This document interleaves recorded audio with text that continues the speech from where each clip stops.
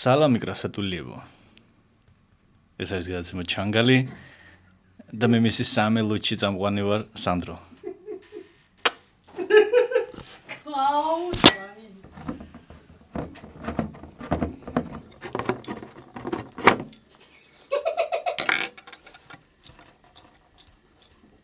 ოდიში მეგობრებო, кайხანი არ დამიჭრებია და Любовь, огонь, секс, страсть, всё здесь вообще. Юмор, всё. გამოიწერეთ ჩვენი არხი თუ შეიძლება ჩანგალი. Активируйте там знак звонок. Всё там. Комментарии დაწერე вообще всё. Я самый лучший здесь вообще. გამოიწერეთ ყველგან რა, вообще повсюду გამოიწერეთ არხი და დაგვიწერეთ კომენტარები. Какие-то русские бабы просто напишите там комментарии и всё. Любовь. წინა გადაცემის კომენტარებში დაგვიწერეს, რომ ტომაჰაუკი ბალისტიკური რაკეტა არ არის, ფრთოსანი რაკეტაო. კი ბატონო, ვაჟღერებ ამ ეპიზოდში და ბოდიში ვიხდი წინა ეპიზოდის გამო, თურმე ტომაჰაუკი ყოფილა ფრთოსანი რაკეტა და არა ბალისტიკური. თუ რომელიმე ჩემი გამომწერისთვის და მაყურებლისთვის რამე შეიცვალა ამ ინფორმაციის შემდეგ, გთხოვთ დამიწერეთ კომენტარებში. ბათუმში მოქმედი პოლიციელი ყაჩაღობის ბრალდებით დააკავეს. მართალია კაცი, რა არც ერთი პოლიციელი აქამდე არაფერში არ დაჟილა და რავი გადავიდა კაცი ორნაბიჯი. ვის არა აქვს ორი სამსახურის. სავარაუდოდ დააკავეს იმის გამო, რომ ახალი კანონით საჯარო მოხელეს ორგანმუშაობა არ შეუძლია, გესმის? თორე თვითონ ყაჩაღობა ნიჩეო, კაცო, მაგრამ იქ ორი შემოსავალი არ შეიძლება. ხვდებით? ამიტომაც ვერ გაიგეს პოლიციის თანამშრომლებს რომ უთხრა, რომ აგერ გადავალ ორნაბიჯიო, რას გულისხმობდა, თურმე საერთოდ რაღაცას გულისხმობდა. თურმე ეს კაცი თვითონ იძიებდა თავისივე ჩადენილ ყაჩაღობას. ეს თურქეთში რო კაცი თავის თავს ეძებდა, ის გამახსენდა. თუ როგორი საინტერესო სცენა იქნებოდა რო შედის იმაში. ჰოპ, რა ხდება? ვიცი, რაებიც არის გატანილი, ხო, ოკეი. აი, აღარ მინდა, მივხედავ. რავი, რა გინდა, კაცი პირდაპირ დააკავეს. სანამ დააკავებ ამ პოლიციელს, რავი, რა ხანდახან არ მომწოხართ ხოლმე. რავი, ნაცებს რატო არ აბრალებთ? რავი, ნაცებმა, რავი, თუ 1000 სული ღორი მოუკლა სააგაშვილმა კაც. იქნება იქიდან აურია ტვინი სააგაშვილმა, იქიდან რუსთავიდან რაღაცა ისა აქვს ბათუმამდე ლაზერი, რა ვიცი. ცადეთ, არ გიცდიათ, დააკავეთ კაცი პირდაპირ. მერე წდებათ მაგ პოლიციელებს გული ძმაო. არ შეიძლება ეგრე. ამაზე უფრო სიგიჟე იქნებოდა ისეთი ნიუსი, რომ რუსთაველის გამზირზე ტროტუარზე დგომისთვის აქციის მონაწილეებს ლავასოღლი პატიმრობა შეუფარდა. რა ვიცი, თუ ის ხდება, რავი, ეს რატო არ უნდა ხდებოდეს, რა ვიცი. რაღაცები ხო გონი ადამიანებს რა არ უნდა მოხდეს. მაგალითად მზე არ უნდა ამოვიდეს დასავლეთიდან, ხო? პირიქით უნდა შევიდეს. იქიდან რო ამოვიდეს მზე ხო გამოუყლებდებით. აბა პოლიციელმა რომ მაღაზია დააღაჩაღა, მაღაზე რანაირად ხარ ჩაულებრივად. რა ვიცი, კრასატულიშკი ეთქობა სამი ლუჩი პოლიციეისკი იყო იქ ბათუმში და მიცა თავისუფლება. აია. როგორც ირკვევა თურმე სამაღაზიაში შესვლის დროს ძლივს გადაურჩა პატიმრობას თვითონ მოლარე ქალბატონი, რომელსაც ცილის გაწვლა უნდა ყაჩაღისთვის ნიღაბში იყო, ხდებით? და რო გაეწნა უკვე ქალს აპატიმრებდნენ და გადარ ვერ მიწვდა ქალი ესმის. ყაჩაღი ეგონა მართლა რა იცოდა პოლიციელი რო იყო. ამიტომ ზოგჯერ კაია ეს ნიღბის დარება, გესმით? ეს ნიღბის კანონები გასაუქმებელია. ხდებით? კაც ნიღაბზეც უნდა დაემატოს ახლა. არ და ისე რა ყაჩაღობა ჩაიდინა. ნიღაბ კიდე პირბადით რო ყოფილიყო არ ვიცი, დააშენებენ ალბათ ციხეს თავზე. რავი, თვითონ იჯავროს, მე არ მაინტერესებს. რასატულიშკი. შეუბერეთ. დაკავებული პოლიციელი ყოფილა ტარიელ რიჟვაძე. მოკლედ მაგარი თარსი სახელი ეს ტარიელი რა. არ უმართლებთ ტარიელებს. თვითონ რიჟვაძეები საკაიფოთ არიან. ტარიელი არის თარსი მაგარი. იქაც ხო იცით იმ ნაწარმოებში. ხან ვებხვევი, ხან ის. ბიზნესია. გორბის კვლევის მიხედვით, საქართველოში ქალები თურმე მსოფლიო მასშტაბით ყველაზე უსაფრთხოდ გრძნობენ თავს ქუჩაში სიარულისას. ეს მაშინ როცა თვით ირაკლი ზარქუა დათარიშოს ქუჩებში. კრასატულიშკი. ანუ ქართველი ქალები გრძნობენ უსაფრთხოდ თავს, თორე რუსკიე там იმათ თვითონ იჯავრონ თავისი. სამი ლუჩი პარლამენტარ в პარლამენტი. ერთ-ერთი ყველაზე უსაფრთხოდ ალბათ ქუჩაში სიარულისას მზე ამაღლობელი გრძნობს თავს. იმიტომ რომ წელიწად ნახევარია ქალს ალბათ ქუჩაში არანაირი საფრთხე არ შექმნია. ყოჩახ ჩვენ თავრობას. ყოჩახ. აი ხატი აწერეთელი უკვე არ ვიცი როგორ დადის ქუჩაში. საბოლოოდ ისიც უსაფრთხოდ უნდა გძრუნდეს თავს, იმიტომ რომ რა ვიცი. რატომაც არა. ზარქუა, ხატი აწერეთელი ქერაგი არის, მაგრამ არ მგონია ზარქუამ შეამჩნიოს. ფრთხილად უნდა იყოს ხატია ჩემი აზრით, ზარქუსთან. კიდევ ერთი ძალიან სამწუხარო ამბავი ქართული სპორტისთვის და განსაკუთრებით რაგბისთვის. როგორც აღმოჩნდა, საქართველოს რაგბის ნაკრების 6 მოთამაშე და პლუს ექიმი აქტიურად მონაწილეობდნენ დოპინგის ტესტის გაყალბებაში, რის გამოც 6-ვე რაგბის მოთამაშე 6-ვე დასანქცირდა, პლუს ექიმიც მიყვა. ჩვენ რო დინამოს ექიმი გვეგონა, რაგბის ექიმი გამოდგა ბოზი. ვთქვით? ეგრეა ჩემო ძმაო, დავით ჩხეიძე, ისტორიკოსი დავით ჩხეიძის რო გინდა შარტში ნარკოტიკის ამოგდება და შენ რაგბისტებს რო მოუვარდება დოპინგი, ეგ არის ქოცობა. რავი, თუ სანმე განმარტებად გინდა ჩაწეროთ ლექსიკონში, ეგ არის სავარაუდოდ. და 2-3 დღის დაშორებით რო ხდება ეს ყველაფერი, Красотулишки, любовь, страсть, торцик будет. თქვენ შეიძლება ხა თქვათ რომ მორაგბია სწორი და რაგბისტი არაო, მაგრამ ეგენი მე რაგბისტები არიან. მორაგბები ვისაც არ ამოუგდო ეგენი. იმედია კომენტარი არ დაგიწერია უკვე. შეგეშალაო. თორე ხო ხედავ, შერცხვი კაცი.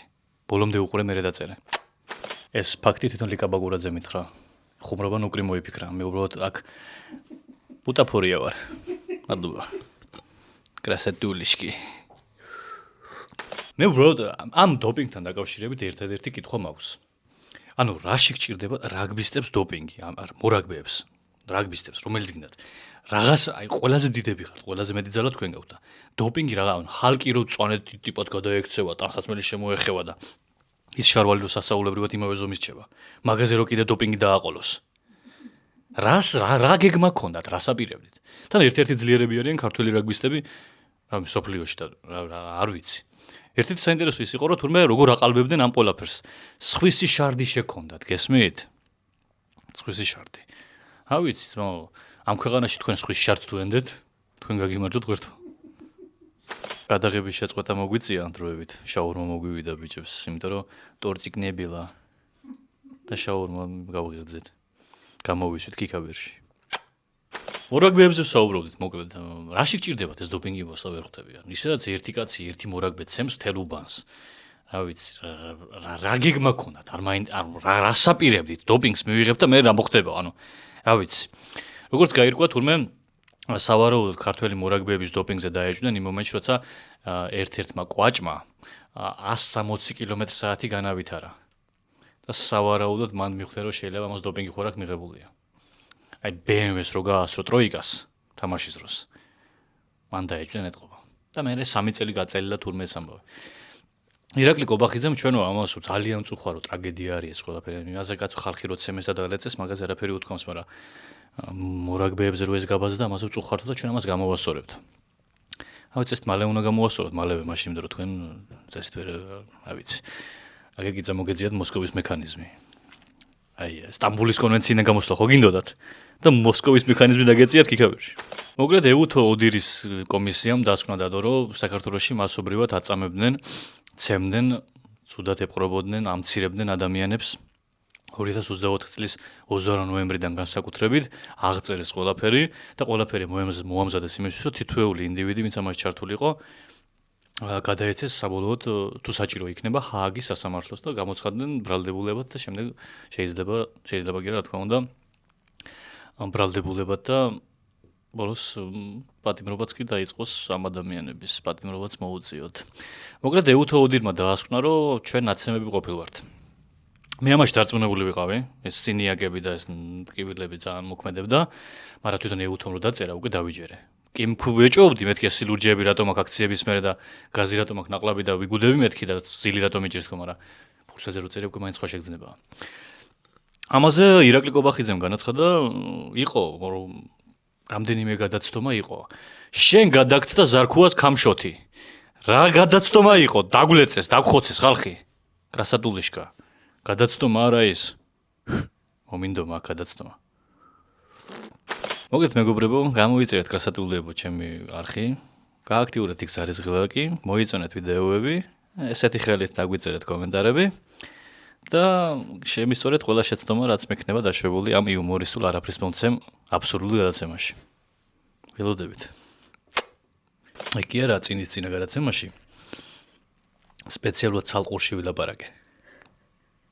ეხლა კი კვლავინდებურად მეჯდუნაროდნები, ზარქუას საენო გადაცემები, ზარქუას ლინგვისტიკა და იაზიკებიდან. იქედან რა, რეზოლუციები რომ მოდის, გზელი დედის ტრაგით. ეგეთი მეჯდუნაროდნები. რასატულიშკებო. You gorgeous. ლიბუფლე. დონალდ ტრამპის ქმედებების შედეგად ირანის შემდეგ უკვე კუბაში ცარეულობაა. როგორც გაირკვა, დღეში დაახლოებით 12 საათი არ არის ელექტროენერგია, ეს გამოც ხალხი ქუჩებშია გამოსული და რევოლუციას იწყებენ. რა ვიცი, დღეში 12 საათი კი არა, რა ვიცი, 22 საათი არ ქონდა, მაგრამ ვიღავი წყნარა ჩვენთვის. მაგრამ ჩვენ ხო ავადმყოფიერი ვართ და ეთყობა ისინი ცოტა ჯანზე არიან. რა ვიცი, თუ 12 დენის არ ყოფილა რევოლუციის მიზეზი იყო, გეთქვათ აქამდე კაცო. 94-ში გვექნებოდა ვარდების რევოლუცია და შეიძლება უკვე ხოცები გასტუმრებული გვეყოლოდა რა ვიცი 1-2-3 წლის, მაგრამ გავაგებინეთ ეგეთი ამბები რა. მოკლედ არ ვიცი, თუ დონალდ ტრამპმა ჯერ მადურო მოაგვარა, მერე ირანის ამბავი მოაგვარა, მერე კუბაც ააყირავა, რა ვიცი, უნდა გამირკვიოთ ყვერებზე ტრამპის სტატუსს უნაკეთებს. კიკაბერზე. პირდაპირ.